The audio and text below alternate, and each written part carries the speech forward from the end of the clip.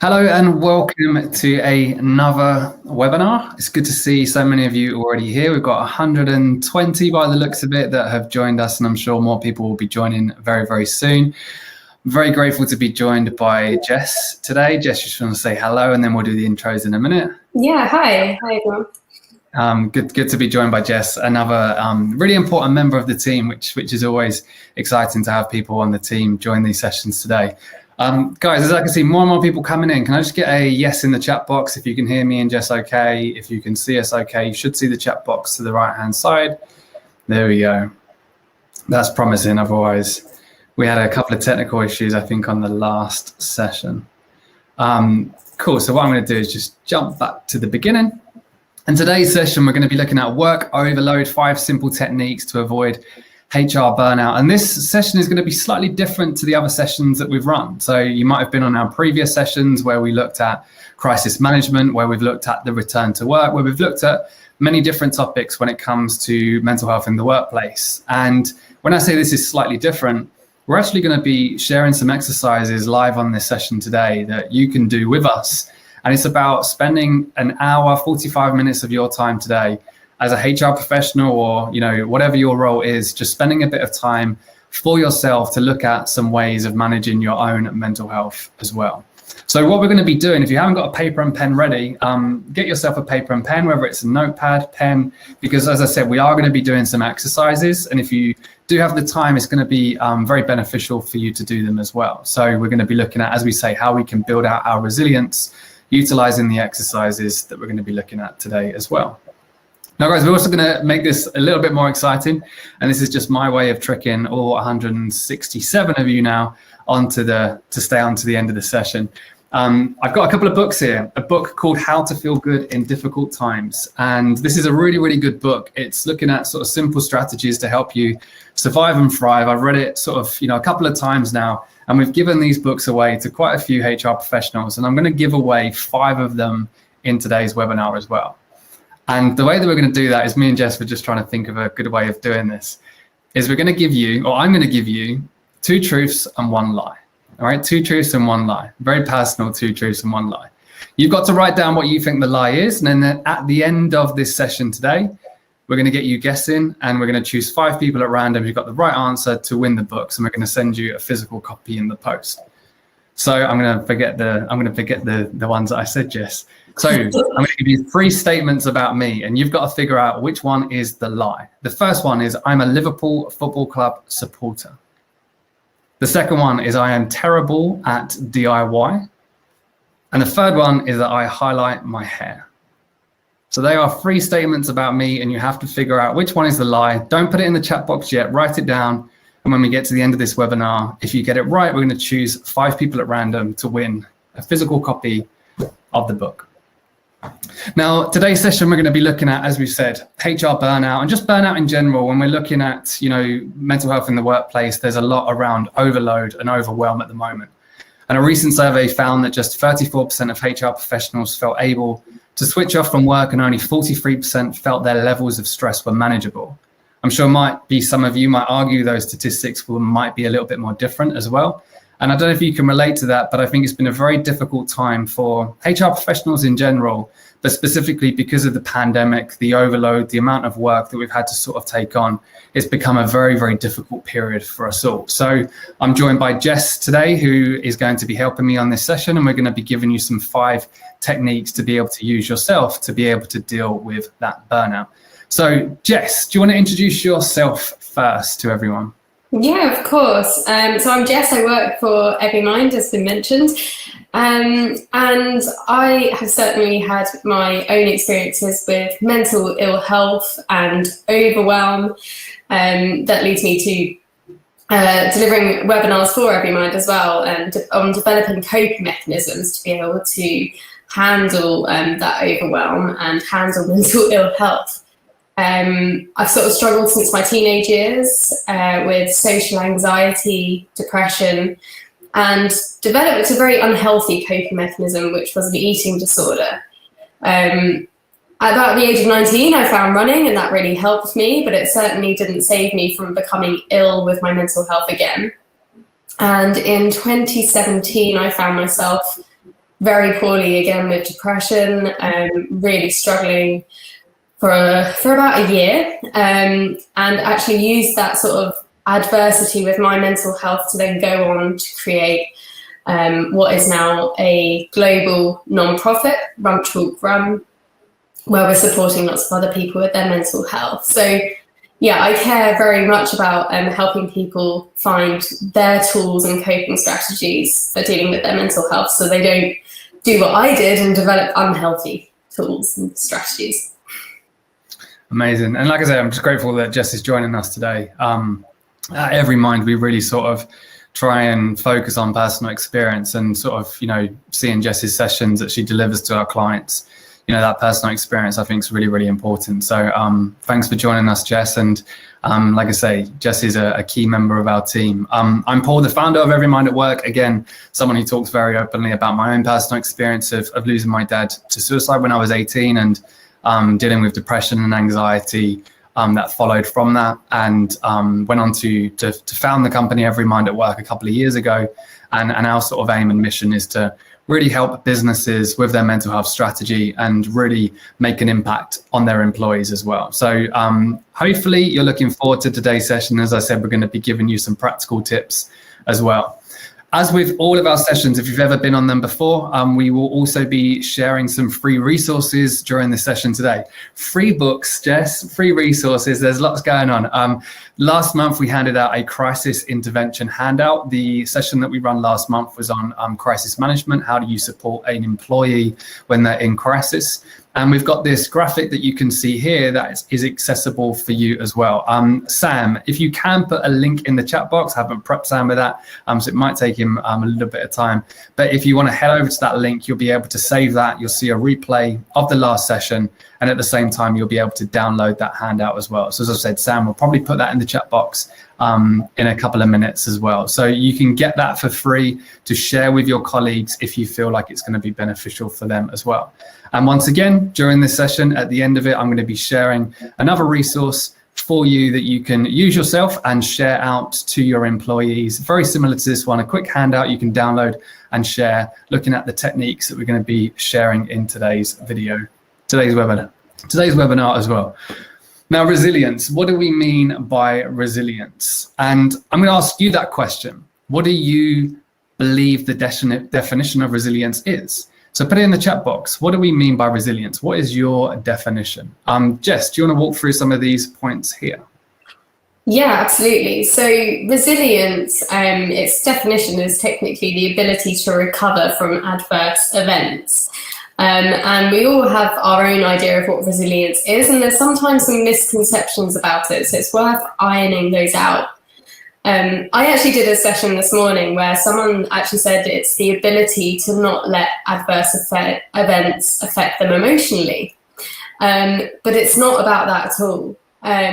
Resilience is allowing it to affect you emotionally, but being able to move through that event still and come out the other side and recover from that adversity.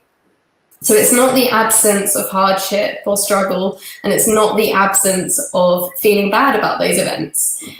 It's about knowing when to ask for help, which can often be the trickiest thing, and we're going to be coming back to that point later on in this webinar. Paul's going to walk you through how to use your social support circle.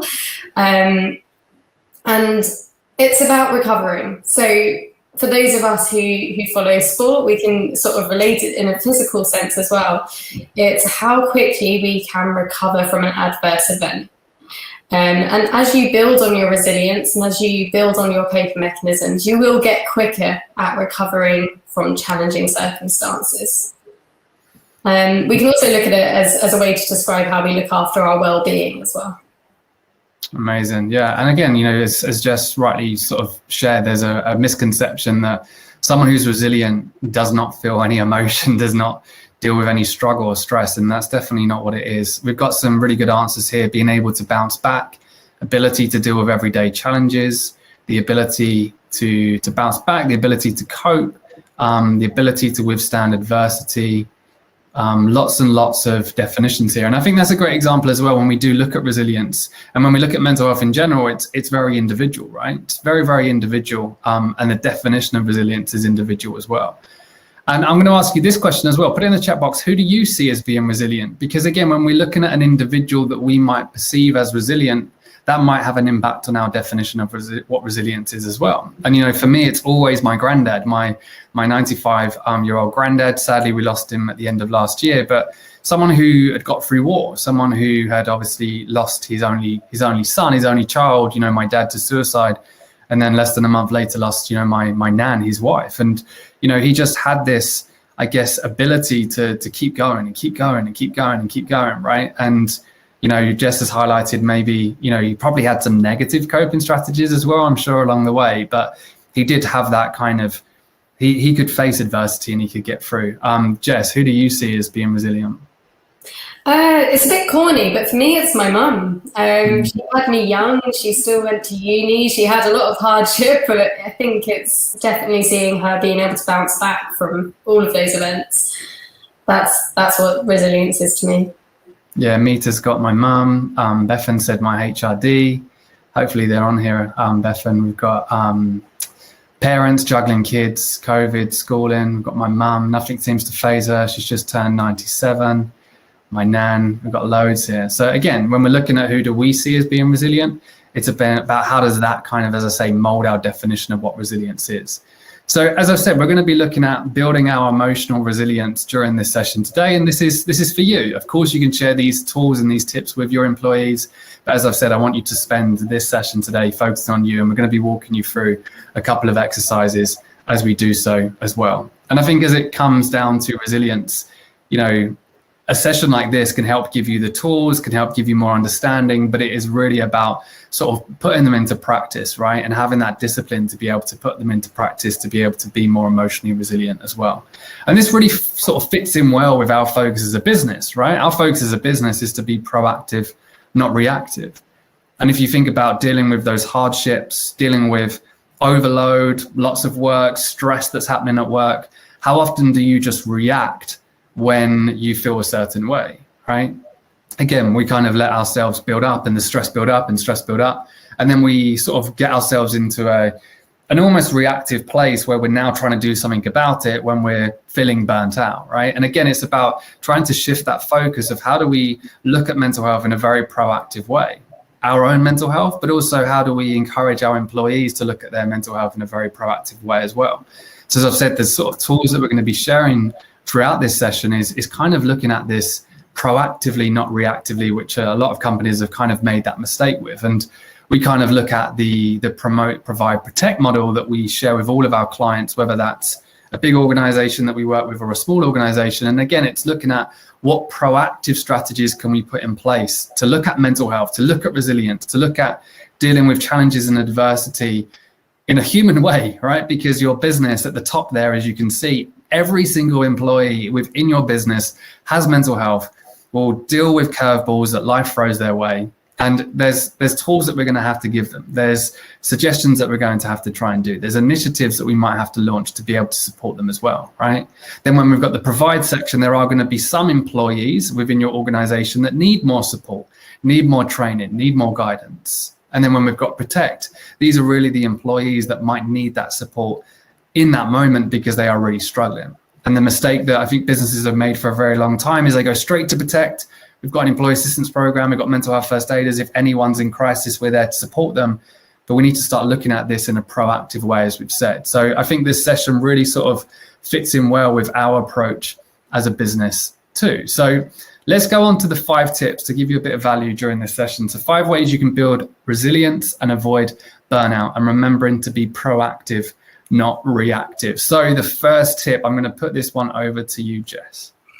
Yeah, so this one is probably the most obvious, but the most easily forgotten tip for looking after your well-being and being able to cope with adversity.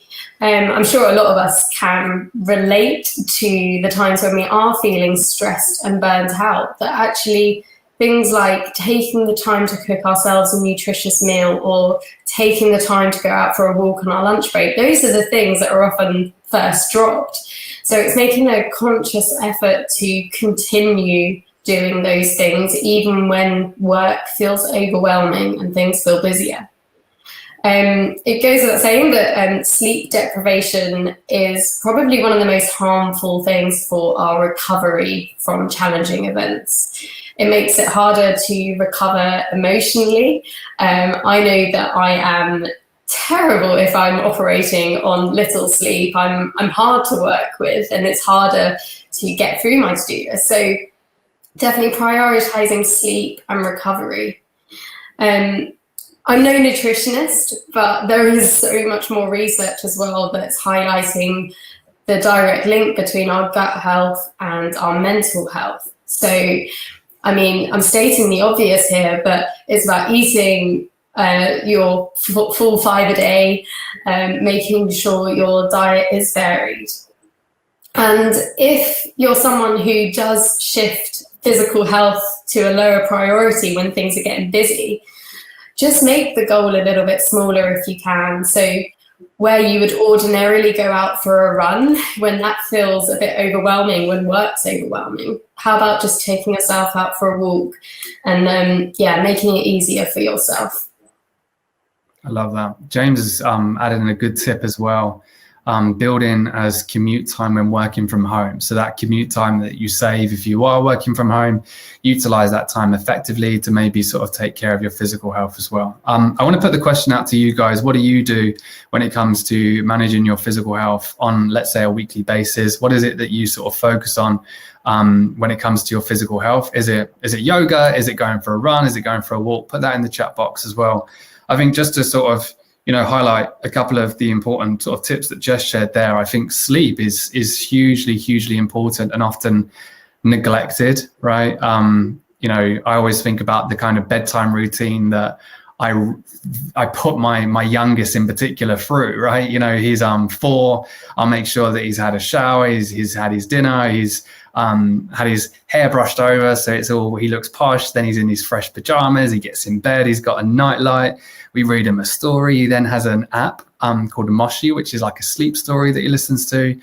He has a sleep mask that makes him look like a pug, and then he literally will just drift off, right? And if we don't do that, he doesn't sleep well, and we don't want that impact as a parent to have a toddler that hasn't slept that night before. My routine, if I'm brutally honest, is normally I'll have my phone next to my bed. Sometimes, I'll be watching TV in bed, and it's not a very good bedtime routine. And I think that has a massive impact on your sleep, right, Jess? And as you said, that sleep deprivation can carry through to your work day and everything else. Is there a couple that have caught your eye a little bit? I've seen walk around the zoo. I like that one, Kayla. That sounds very interesting. Some favorite food for happiness, any form of fresh air, read before bed to help sleep, cool room, no alcohol before bed, walk every lunchtime, gym every day, walk every day for at least 20 minutes. And Leslie just says, Jess is so right. It always goes the bottom of the list. Sometimes I go days without leaving the house, trying to stay in the routine of a daily walk. Jess, any more tips on that? Again, if we kind of like deprioritize physical health, is it just making, as you say, the goal smaller and just getting out there and trying something? Yeah, making the goal smaller helps. I'd also suggest, where possible, actually diarising it, putting it in your calendar, making it as important as any other meeting in your day. That sometimes helps us stay accountable, and also letting the people around you know that you want to have a healthy week, so that people who you live with can prompt you to go out for a walk in the evening when you least want to. They can help you stay on track with physical health too. Yeah, I agree. I like this one from Anita that I'm just going to share before we move into the next tip. Think of 5 things I'm grateful for before falling asleep. Allow me to marinate in positivity. I like that one. Tip number 2, guys, is to ensure you have your own support network. And again, when we're looking at resilience, I think there's a real misconception for me in particular that if you are resilient, you don't need anyone else, right? If I'm so resilient, then I can deal with this overload, I can deal with this stress, I can deal with this adversity all by myself. I don't need anyone around me to be able to help with that. And I think that's a very, as I say, it's something that we should try and change the narrative around. So when it comes to ensuring you have your own support network, I think firstly, it's actually doing a bit of reflection and thinking about who is those individuals that you can turn to when you need them to, right? So an exercise that we use in the resilience workshop that we deliver to organizations is creating 2 columns. On one column, you've got work problems. On the right column, you've got personal problems, right? And then you just spend a couple of minutes writing down individuals when it comes to work problems. So if you are facing challenges at work, who are those individuals that you would reach out to, that you would feel comfortable to talk to? And whether that's over a coffee or on Zoom or via email, you would drop them a line and just make a note of those individuals' names on that column. Then when you move over to the personal problems, if you are dealing with sort of challenges outside of the workplace, who are those people within your sort of personal network that you feel that, again, you can reach out to? And it's a really good exercise to do, because I think we often neglect those people that we have in our lives, right? Even if it's just, I feel comfortable to email Jess and ask her for some help on a specific project. If I see Jess Robson on that piece of paper, I now feel a bit more supported, and it's a reminder that I've got someone there to support me. Same with personal problems. There's friends that, I feel comfortable talking to, but I need that almost constant reminder that they're there. They're there to help me if I need them to. And I think when it comes to dealing with adversity and dealing with challenges, and when we're struggling with our mental health, me and Jess have both shared experiences of depression. You feel very alone and very isolated. Your mind has a very clever way of tricking us to say you're on your own. No one's going to understand this. No one's going to get you. But having that there and as a reminder of these are the people that's in my network can be very comforting, and it can be very freeing as well. It can give you that confidence to kind of keep pushing through. And then the second tip that I would sort of say when it comes to having that support network is don't be afraid to ask for help. I would think back to the times where I was probably really struggling, and I had friends, I had people that kept saying, you can talk to me when you want, when you need to. And I still didn't feel like I could talk to them, right? Because I was afraid. I felt ashamed to ask for that help. I felt that I would be judged if I asked for that help. So it's trying to work through that as well, and understanding that it isn't weak if we ask people for help, specifically when it's our workload, right? If I'm struggling with the workload that I have and I say to Jess, I'm struggling, there's this natural, thought that I have that, okay, I'm not a very good performer. I'm not doing the job that I should be doing. But again, we're human beings, right? And we all need that help in hand sometimes. So I think it's really important that we try and understand that if you ask for help, it doesn't make you weak. It definitely makes you human. Jess, anything that you want to add into that tip? No, but some of the comments that are coming up here are very much centered around the people on this webinar feeling like they are that go-to for their friends, and they are always the strong one, which actually leads really nicely into the next point about being kind to yourself. So yeah, we're going to talk about how to be more kind to yourself. So for those of you who feel like you're always the one who shows up for everyone else, a huge part of avoiding burnout is showing up for yourself.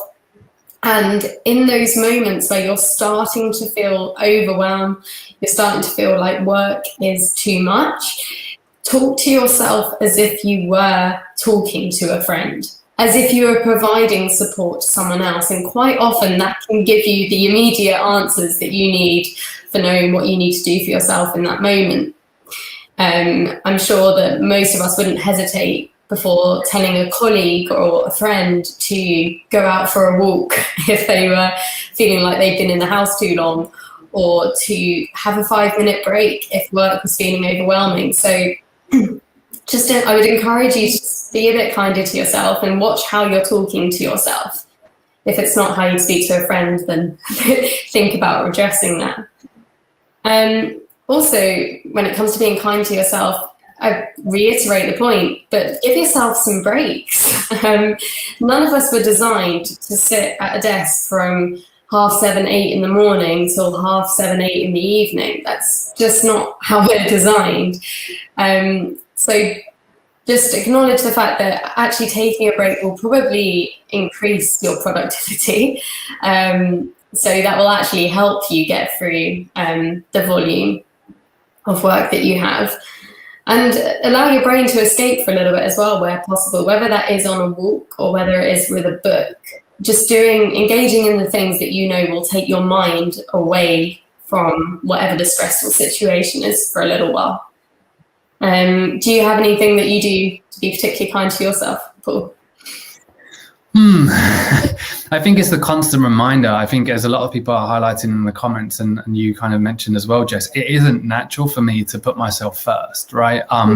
So I know that it's important to put myself first and prioritize my mental health, but it still becomes priority number 10 when I look at my to-do list, when, you know, I've got to do something with the kids, or something else pops up, an email's popping up on my phone, or someone, as you say, is potentially commenting on a post, and you want to sort of deal with that first. So I think it's about, the way I see it is constantly reminding myself and trying to retrain my brain to proactively manage my mental health. The way that I do that is a bit of a different way of doing that, but I anchor the statistics. So what I mean by that is, obviously, you know, one of the statistics that's sort of shared quite a lot now is suicide's the biggest killer of men under 45. So the way that I kind of challenge my mind is, if I don't go and do that run, if I don't do a bit of journaling this morning, if I don't focus on myself this morning, what's the biggest threat to my life as a dad, as a husband, everything else? It's myself, right? So I have to do something about it. Doesn't make me weak. It's that whole self-care is a priority. Self-care is not a luxury as well. You know, we're almost tricked into believing that if you look after yourself, you know, lucky you, I wish I could do that. But you definitely need to put yourself first, even if it is sort of 10 minutes in the morning. Lots of sort of people are saying that they really liked that idea as well, Jess, that you shared, of how do you talk to your friends? How would you talk to your colleagues? Try and talk to yourself in that way. And I think, again, I know you're a big advocate of this. Journaling has been something that's helped me in the past, because I think I'm a fixer. I'm quite solution sort of minded. And when I would write it down on a piece of paper, whatever was going on in here, I could almost rationalize it like it was someone else's problems. And then that made it a little bit easier to deal with up here as well. I absolutely love Anita's comment there about having an I am fabulous folder in her inbox with loads of positive feedback that's been received, so that she can refer back to it in moments of self-doubt. That's something I'd like to start doing, I think. I like that one. And also this one, Antonia, she says, I like using the word non-negotiable to describe my daily self-care. If you have your mind set that it's non-negotiable, then you have to do it. And that's, I call them non-negotiables in the session that, you know, I deliver, because I don't like the word coping strategy. You know, if it's a coping strategy, it's very negative. Whereas if it's a non-negotiable, it's, as you say, this is what I'm committing myself to do every single day as well. So let's move on to tip 4, because what we're going to be doing here is what our first exercise when it comes to developing self-awareness. So when it comes to self-awareness, and I'm going to let Jess lead this exercise, she's far better than I am at leading this exercise. But for me, just to sort of highlight, self-awareness, I think, is so important, because personally, when I was at my lowest, I didn't have the self-awareness to even know that I was at my lowest, if that makes sense. You know, it's that self-awareness to even realize that we're burning out, or we're on the verge of burning out, or maybe we're taking on too much that we can handle. And if we don't have the self-awareness to realize that, how can we actually apply some of the tools that we're sharing today? So as we've said, exercise is great, you know, being kind to yourself, ensuring you've got a good support network, reaching out for help. They're all really important tools, but I think having the self-awareness unlocks those tools. You need to understand where you are currently as well. So Jess is going to walk us through a really, really interesting exercise. So Jess, I'm going to leave this one over to you. Okay, thank you. So this is the values exercise, which is basically a sort of self-reflection exercise to help you build awareness of what's important to you. And actually, I think this is largely something that we can do to be kind to ourselves as well, is taking the time to ask ourselves what matters to us. And that's what we're going to be doing, asking ourselves, what is it that drives me forward in life? Like, what is important in life to me? Now, the aim is to encapsulate what's important to you in just one word, which can be really tricky. And that word is your value. It's the core of what you do. It's the core of what you believe and how you want to live your life. And to give you some examples of what values are, so you have an understanding, a value could be something like connection or freedom or adventure, things that you want to live your life in accordance with. It can be really easy to think that a value is something that you enjoy, like running for me. But if that is the first thing that's coming to your head, then I encourage you to think, okay, what does that doing word give me? Now, for me, it gives me adventure and it gives me freedom. So those would be my values. And hopefully that makes sense and you can think about it in that way as we do this exercise. Paul, if you could skip to the next slide. This is a list of values.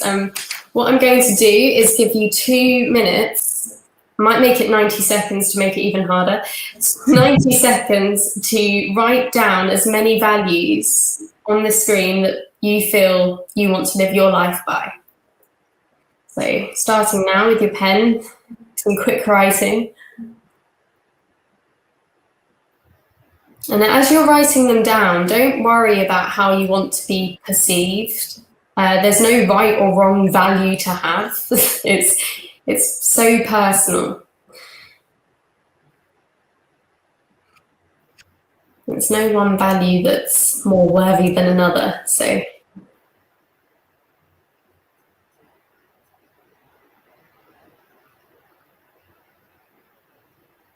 it's okay if your list is long. We can value lots of things.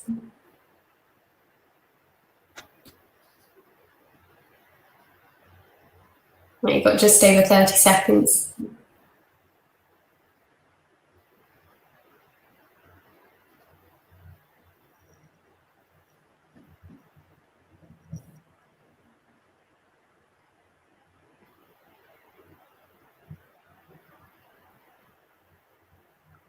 Okay, that's your time.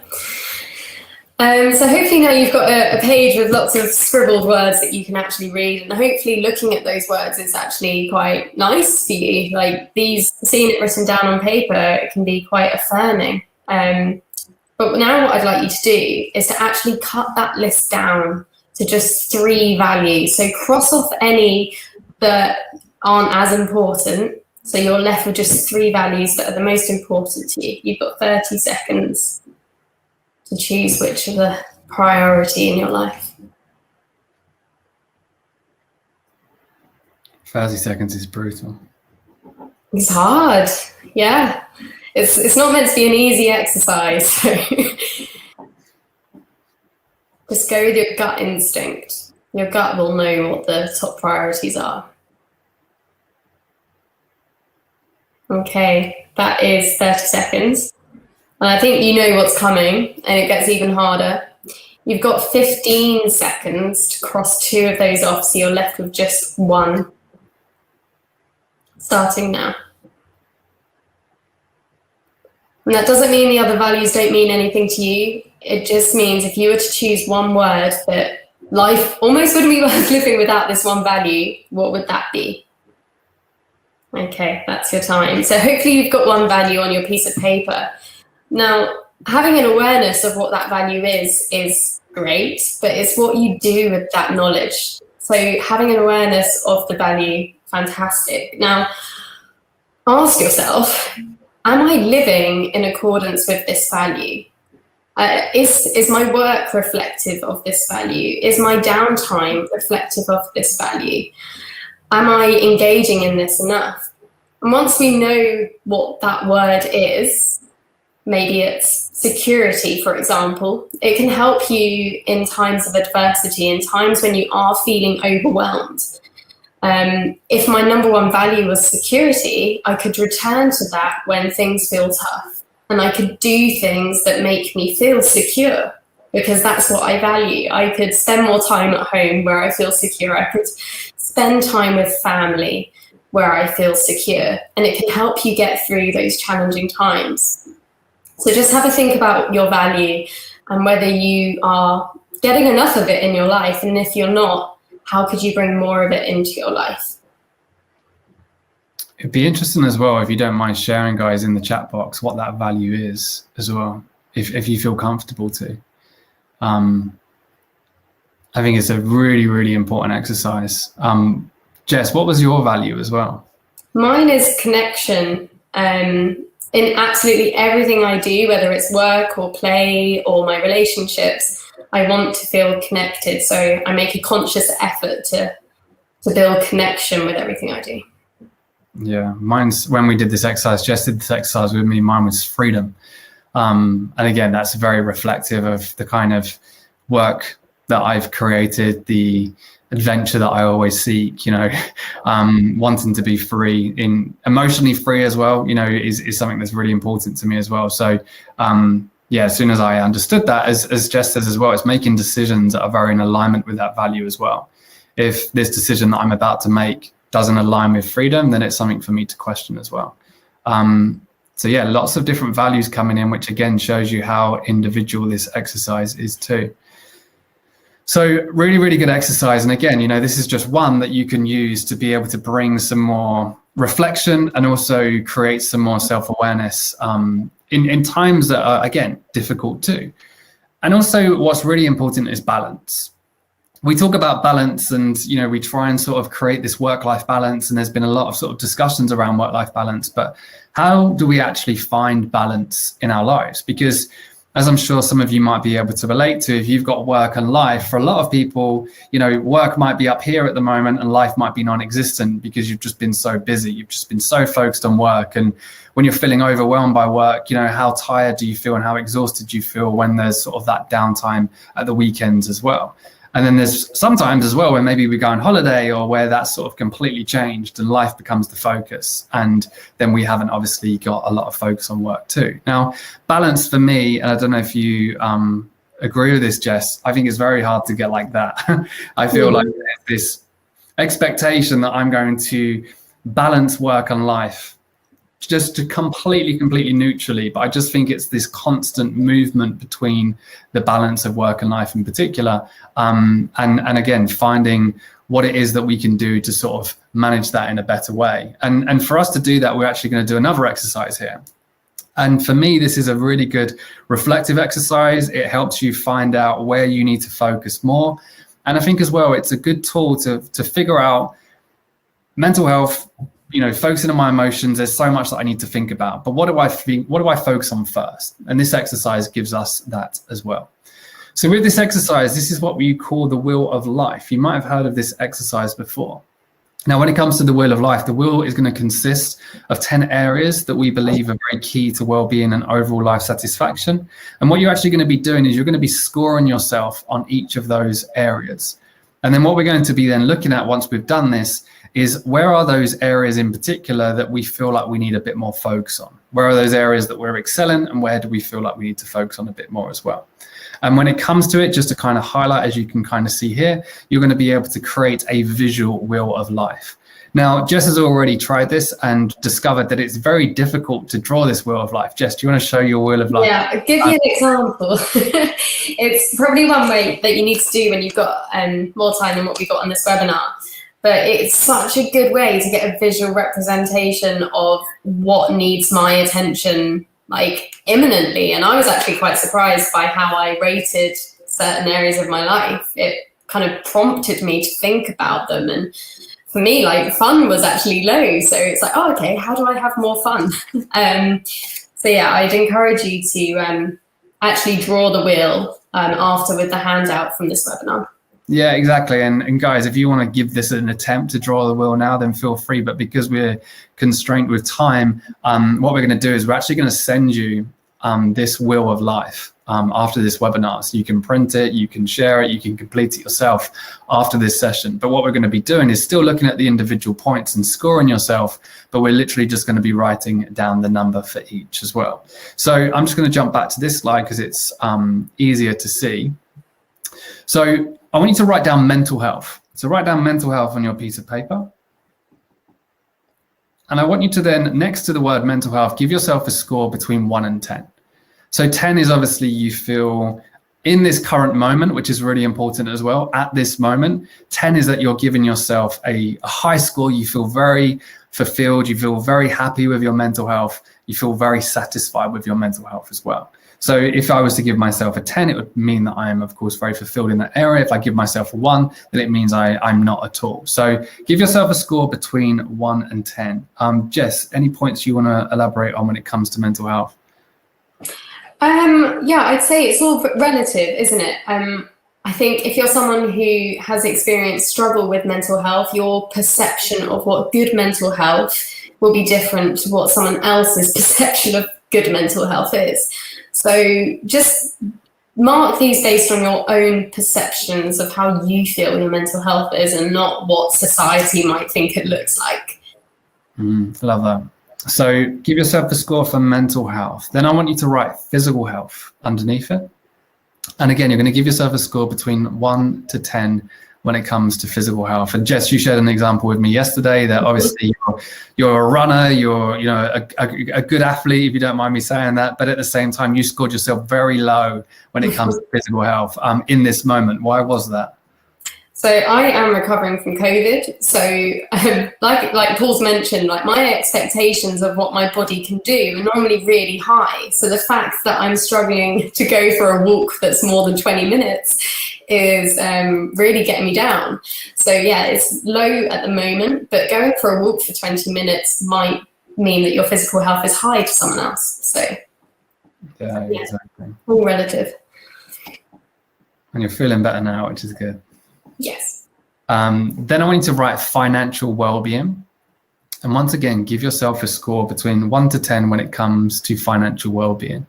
And, especially during the pandemic that we've all experienced, financial well-being has, of course, become a really important part when it comes to how we personally feel and the fulfillment that we have. So when it comes to your finances, your financial situation, again, this is just you doing this exercise on your own. Give yourself a score between 1 and 10. Then I want you to write career. And same thing again, give yourself a score between 1 to 10 when it comes to your career right now. In this moment, how do you feel in your career? Okay. Then after that, I want you to write friends. And then once again, next to friends, give yourself a score between 1 to 10. Jess, with your value being connection, how did you sort of see friends here? So at the moment, my friendship one was pretty high. That's because I am back in the city where all my friends are. So I'm actually in close physical proximity to them, which is great. But a lot of last year, I was quite far away from them. So yeah, it is high for me now, which is great. Good stuff. Mine will be high if England win tonight. Then I want you to write family and relationships. And then again, give yourself a score next to family and relationships.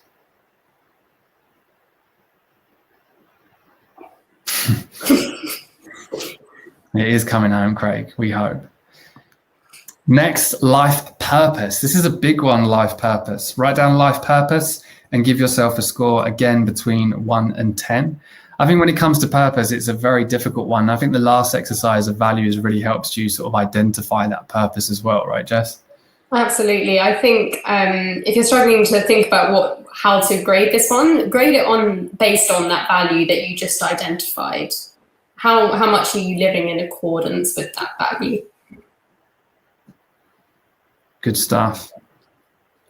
Then personal growth and learning. Again, when we're looking at resilience, I think it's important that resilient individuals embrace learning, in my opinion. They're always looking at how do I continue to grow? How do I continue to turn this negative situation into a positive? They're always looking to better themselves and improve themselves. So think about your personal growth and your learning. Are you focused on that? In this moment, how would you score yourself? Again, between 1 and 10.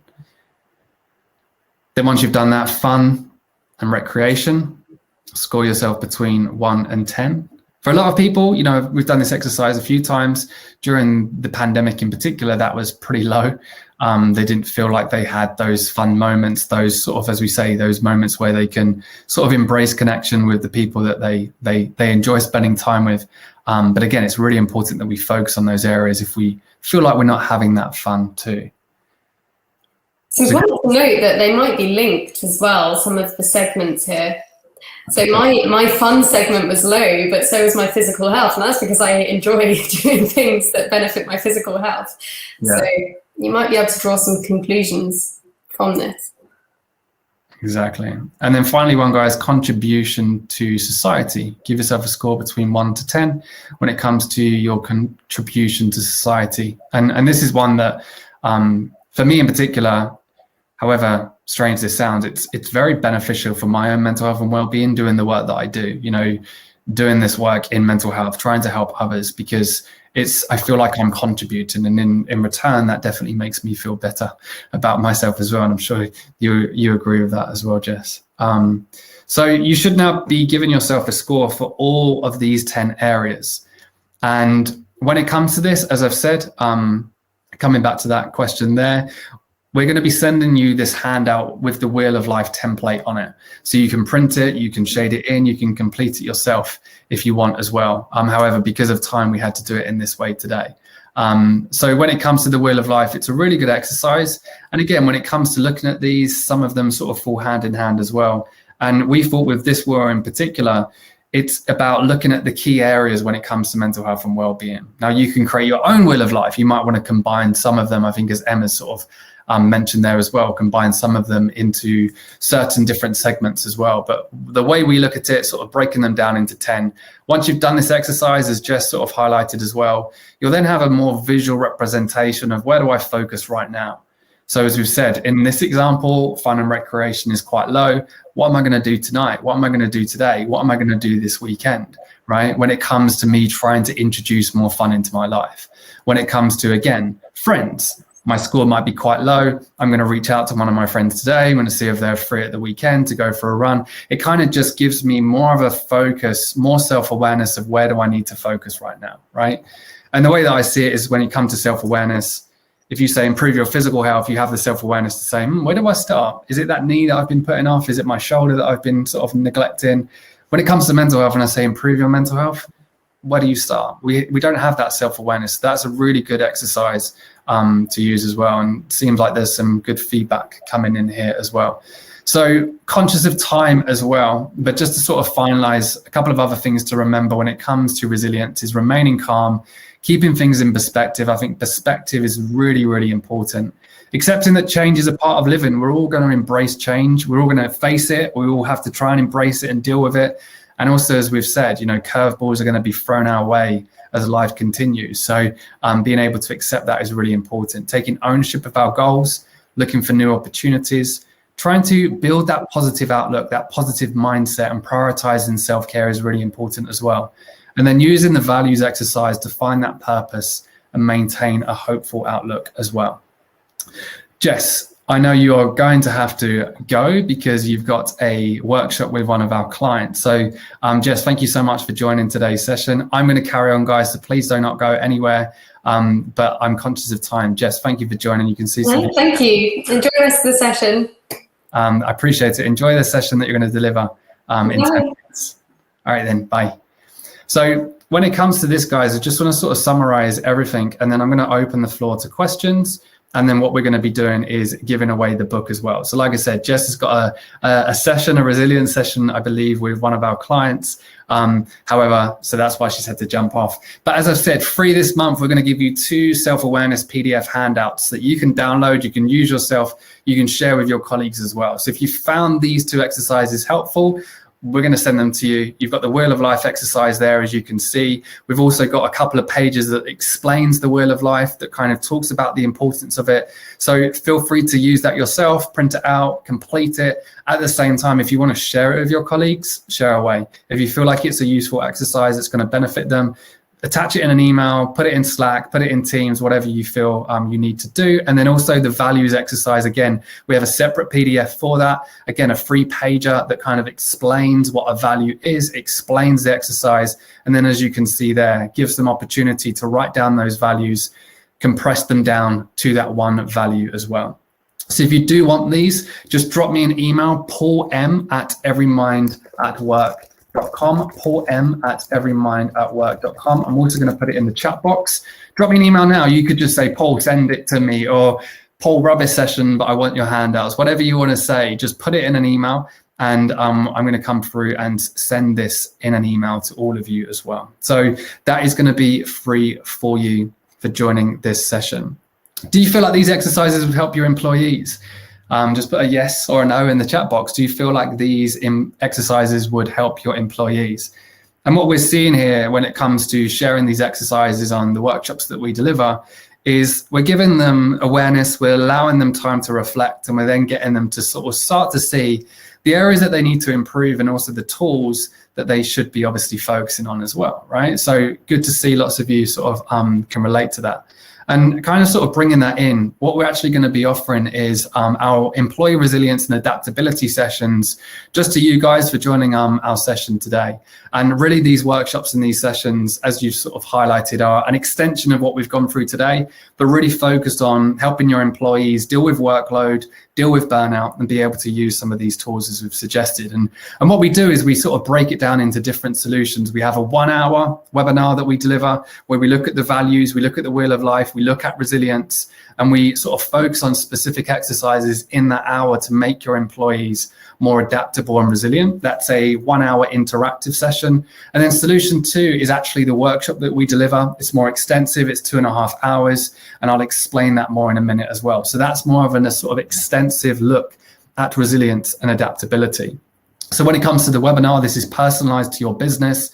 It's engaging for your employees. We use anonymous polling throughout the session in a way of engaging with them to gather some insight, gather some data to find out how they're feeling, and then we tailor the session specifically to them. And in this 1-hour session, we look at how they can be better equipped to handle adverse effects, everyday stress, how they can manage that heavy workload that they might be experiencing, how they can obviously look at the 4-pillar resilience strategy that we share, what it means to be resilient, and how your employees currently feel with their personal resilience. So it's a session that's an hour long, gets you sort of engaging with your employees, and at the same time gives them some tools to take away as well. After this session, we're actually going to look at the data that we get, the anonymous data. We're going to sit down with our business psychologists, and then what we're going to do is share some insight back to you as well. The other solution is, of course, the Resilient Workshop. It's more extensive. It's a 2.5-hour interactive workshop. Participants walk away with 10 practical exercises. You've had 2. They'll walk away with 10, and they also walk away with their own resilience toolbox that can help them stay accountable and develop the resilience skills as well. That workshop, one really important thing that I want to highlight, it includes a 6-week follow-up. As a business, we don't like training providers that say, here's some training, bye, and then they're gone, right? What we like to do is provide some training, provide a 6-week follow-up, work with you as a business to see how that's going, embed that into the business. Resilience can be taught in 2.5 hours, but it can't be practiced, right? So with that 6-week follow-up, we want to make sure that employees are actually taking action on it. It's actually serving them, it's serving the business as well. So there's 2 different ways of looking at this. And what we're going to be doing with this is, if you do want to take any of these opportunities, if you inquire about either the hour-long webinar or the workshop, we're going to give you e-learning resilience for free. That is an online platform that up to 100 employees of your business can log into, and they can go through the resilience training in their own time via e-learning. It's about 90 minutes long. And as well, it's a good sort of tool there as a refresher for those employees that are focused on the resilience training as well. There's lots more that we could offer as well. Wellbeing strategy development, mental health first aid training. We work with businesses, as I say, from the likes of Co-op all the way down to smaller businesses too. And we're really on a sort of drive to make serious change. We're not here to tick any boxes. We're here to work with you as an extension of the HR department, an extension of the business, to support you in your sort of desire to make employees feel better and being able to manage their mental health better as well.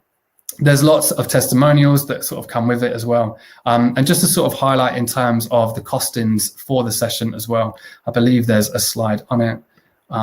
Actually, no, there's not. There's the costings of this session, just to highlight, is the resilience workshop itself is £1,500 for the resilience workshop. That's 2.5 hours. That includes the follow-up session in 6 weeks time as well. And then the employee resilience webinar is £500. So guys, these are sessions that we deliver, as I say, to lots of clients. So if you do want to find out more about that, then drop me an email, paulm@everymindatwork.com. If you inquire this week, you'll get the resilience e-learning for free.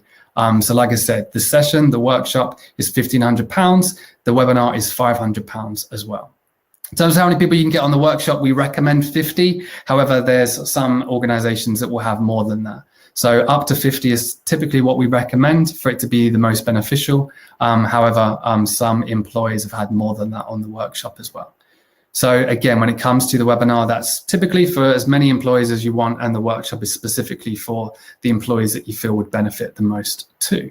So guys, when it comes to workload, when it comes to burnout, is there anything that you suggest personally? I'm going to read through some of them as well.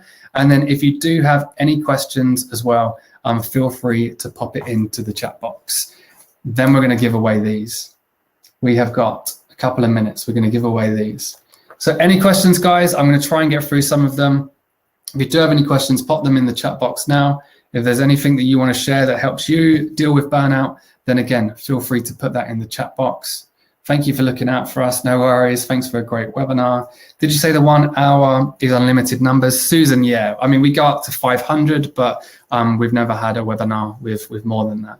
We can extend that if you feel like more than 500 would join the session, but it is unlimited. How often do you advise to run the Wheel of Life? Really good question, Craig. Depends, right? Depends on how often you want to prioritize it. It'd be good to do it on a monthly basis, I would say, at least, to kind of see. If you can do it on a weekly basis, even better. But definitely, you know, the more you can do it, the more you have a snapshot of it. Also, the more often you do it, then the more natural self-awareness you have to know those areas that you might be lacking too. Good music is a good way of dealing with overwhelm and workload as well. Establishing a routine. No questions, just wanted to say awesome session. If you do want to join us on the next session, we do these sessions monthly. It happens on the first Wednesday of every month at 1 p.m. If you want to share this with your HR colleagues, if you want to share this in any of the groups that you might be in the HR Ninjas group, definitely one that I want to give a shout out to if you are a ninja. Very, very good group, very good community. If you want to go to Facebook and search for HR Ninjas, you'll be able to find it. Some ninjas coming in here as well. There's lots of groups. So if you feel like these sessions are valuable, feel free to send that link out to some of your colleagues, to some of your fellow HR professionals as well. These sessions are here to try and give you guys some value, and hopefully you enjoyed today's session as well. So I've had a couple of emails come through already about the handouts, about the resilience training. So as I said, drop me an email, paulm@everymindatwork.com, if you want us to deliver some training for your business, or at the same time, if you want the free handouts as well. Yeah, lots and lots of emails coming in, guys, so appreciate it. Thank you so much for joining. Thank you, everyone, for taking the time out. Really, really appreciate it. Thank you for Jess as well. Jess was awesome. She does a much better job at me explaining those exercises. But guys, hopefully I'll see you all in next month's session as well. All right, guys, enjoy the rest of your day, and Common England hopefully is coming home as well. Speak soon.